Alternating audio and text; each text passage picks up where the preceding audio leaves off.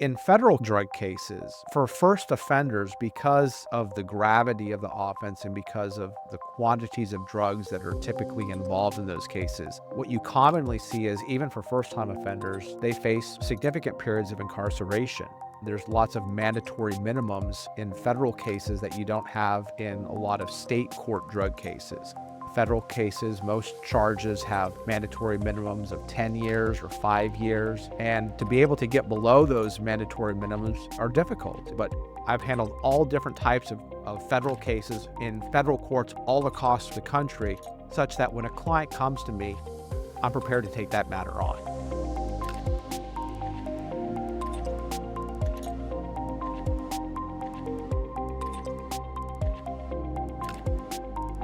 With greater charges like that, much more evidence. You're going to have not just a police officer finding someone with a piece of evidence, but you're going to have informants, you're going to have cooperating witnesses, undercover agents, surveillance videos, hoardings. You're going to have law enforcement monitoring text messages. So with federal drug cases, it's very rare that you come to an agreement as to what the punishment is going to be.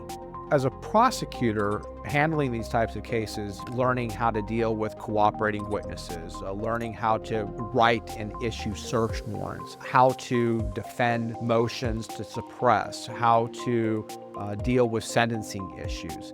I take that experience as a prosecutor and apply it to my work as a defense attorney, because what I'm looking for is the flaws in the investigation.